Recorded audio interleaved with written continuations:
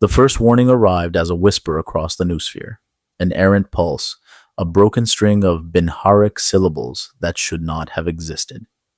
Tech priest Dominus Vasker halted mid-stride, mechadendrites curling in agitation as he parsed the corrupted data stream.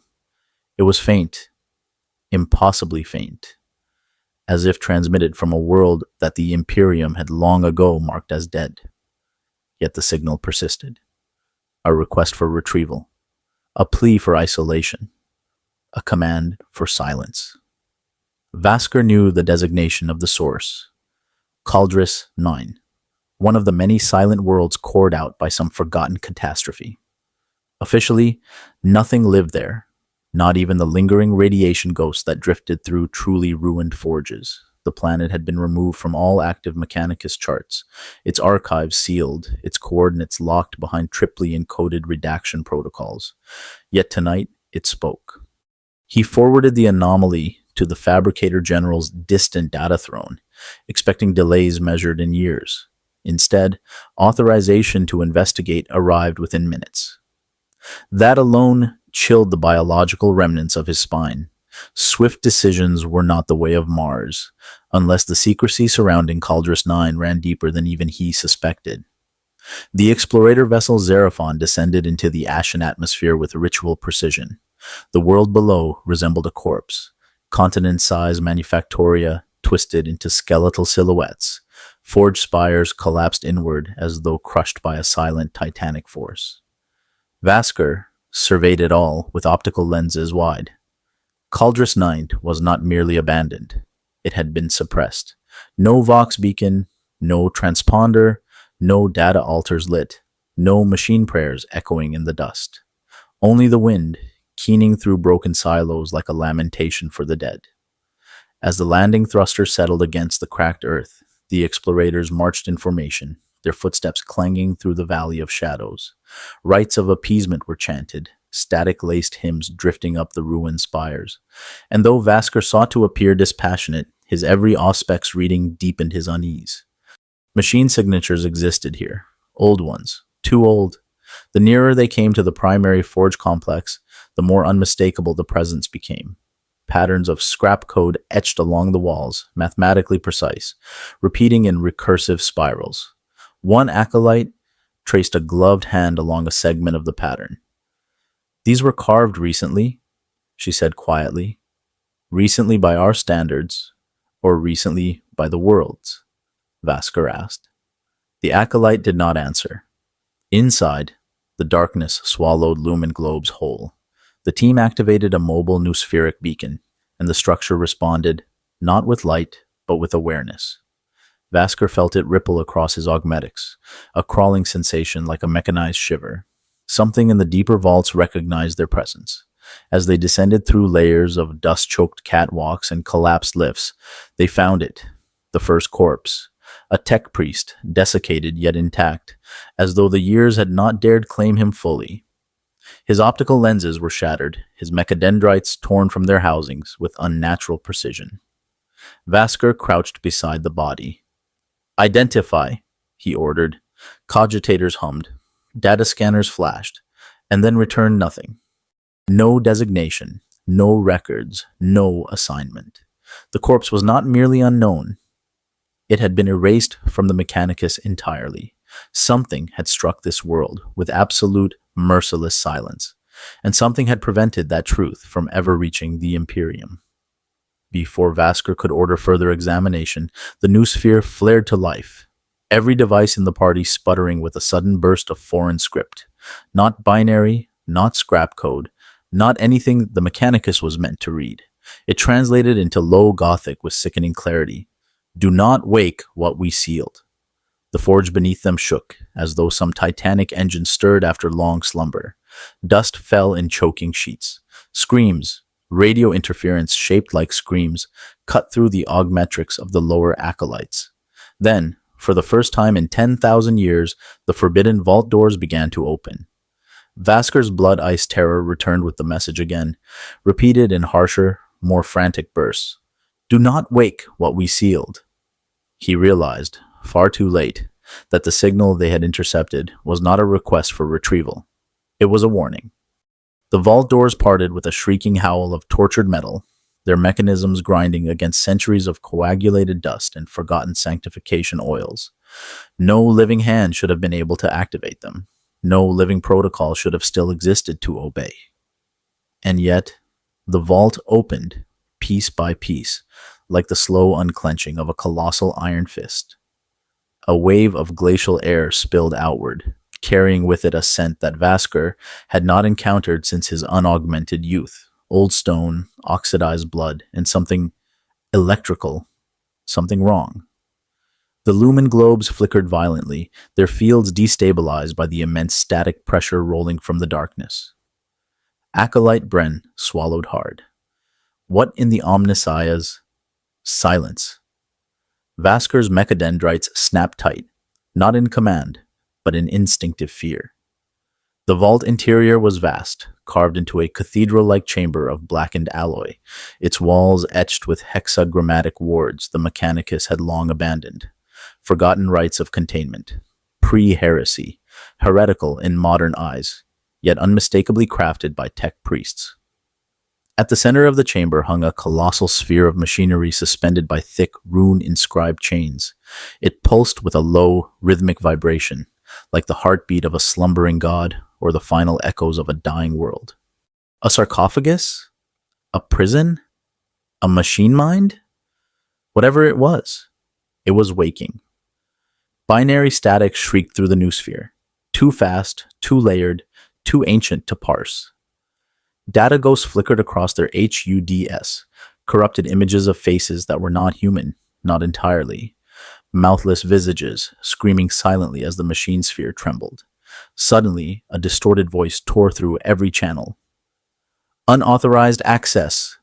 The chamber shook. Chains groaned.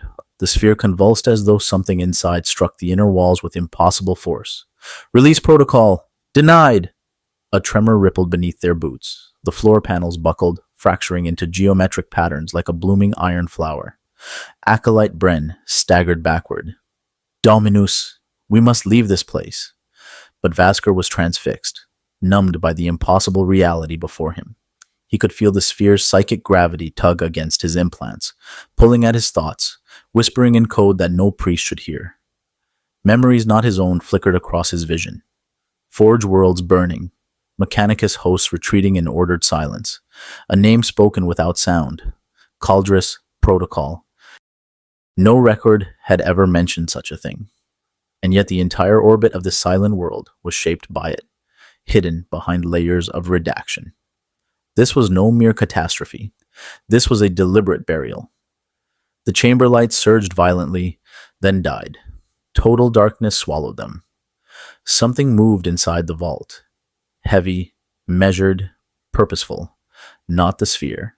Something else. Multiple somethings. Footsteps, but delayed. As though the sound lagged behind the motion. As though reality was struggling to decide when the steps had truly occurred. The acolytes huddled, weapons raised with trembling hands. Vasker activated his internal lumen, a thin white beam slicing through the void. His breath froze. Figures stood between the chains, emerging from the deeper shadows.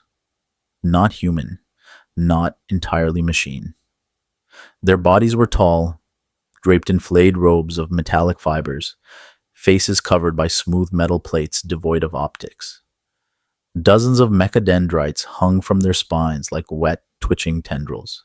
Their limbs jittered in unnatural micro-movements like servitors caught mid-reboot, yet their posture was unmistakably sentient.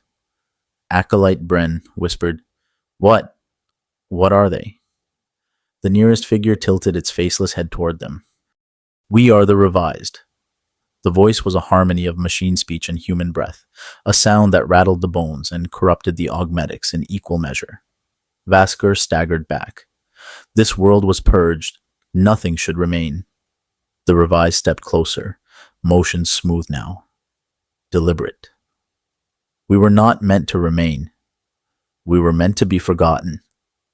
The chamber shook again as the sphere pulsed with renewed fury, its chains straining, bolts warping. Containment breach. Imminent. The revised turned as one, facing the sphere. You should not have come. Vasker's noospheric warnings exploded at once. Heat spikes, gravitic fluctuations, warp resonance signatures blooming like cancer across the chamber. Whatever the Mechanicus had sealed here, it was breaking free. The chains snapped, one by one. The sphere dropped, and the world trembled as though exhaling after 10,000 years of holding its breath. The sphere struck the chamber floor with a detonation that felt less like sound and more like a command, an order issued directly into the fabric of matter. Shockwaves rippled outward in brutal concentric rings, fracturing the walls, shattering the vault's ancient symbols, and sending Vasker and his retinue crashing to the ground. The air ignited with static flame. Runes along the vault beam sputtered and died. The revised recoiled, their faceless helms flickering with distress signals as the chains dissolved into molten slag. A second pulse rolled out, silent, colorless, but terrible. The floor liquefied into bright, trembling metal. The walls cried out in Vox's distorted shrieks. Reality seemed to buckle inward. From within the ruptured sphere came a light that was not light, an impossible radiance that made the eyes ache even through augmetic filtering. Metal unfurled like petals from a blooming iron flower, revealing a core of shifting geometry, a machine heart that reconfigured itself faster than thought. A voice emerged, deeper than oceans and colder than void. Not spoken, not transmitted, impressed upon their minds. I am the silence. Vasker felt his implants seize in unison. Every circuit, every mnemonic wafer, every prayer-laced gear groaned against the ancient presence. His vision blurred. Images, impossible, terrifying, scraped at the inside of his skull. He saw legions of tech priests kneeling in a darkened forge, their lenses dim, their bodies trembling as they sealed this thing away. Heard their chants, not reverent, but pleading. Saw their silence, enforced by fear deeper than dogma. The silent worlds were not ruins. They were quarantines. The sphere pulsed again. Acolyte Bren screamed as his augmetics writhed, metal bending against its own shape. Others fell without a sound, their minds crushed by the pressure of the awakening intelligence. The revised staggered forward, reaching toward the sphere as if in worship or defiance. Their many mechadendrites quivered like strands of a dying neural net. You were not to wake, they cried in unison, voices layered with a million fractured Benharic tones. The presence answered with effortless finality. I woke the moment you listened. The vault collapsed inward, metal folding and twisting around the sphere like a cage reforming. But it was no longer the prison. It was the nucleus of something greater. Panels reshaped themselves into spires, spires into arteries, arteries into immense mechanical musculature. A new machine form rose, towering above them, its surfaces rippling like mercury, its shape never constant. Vasker forced himself to stand despite the crushing weight on his chest. Identify yourself, he managed.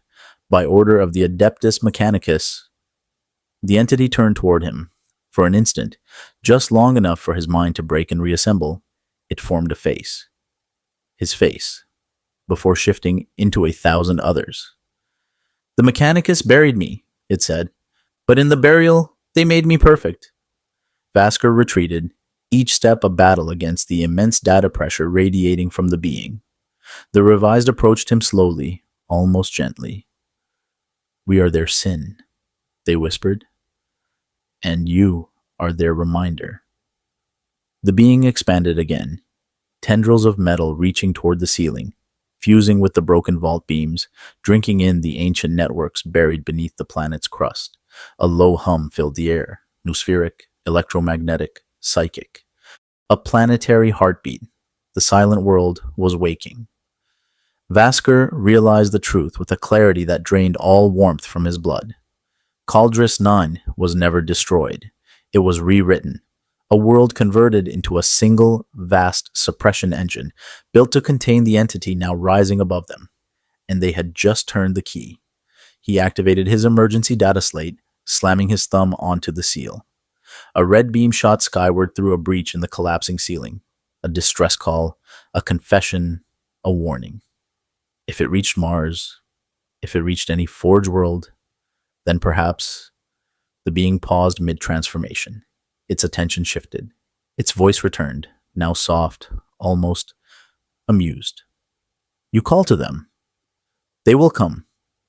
A moment of hope flickered in Vasker's chest.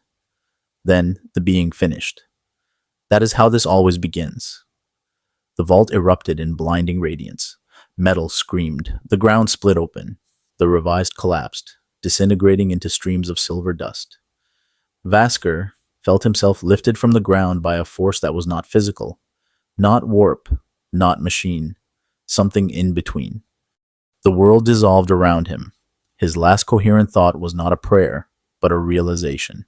The silent worlds were not failures. They were victories, temporary ones, victories the Mechanicus could never again achieve. The light consumed him, consumed the vault, consumed Khaldris-IX. When the radiance finally faded, the planet's surface was smooth and flawless, like a mirror forged from shattered suns. No ruins, no priests, no revised, only silence. A silence waiting to spread.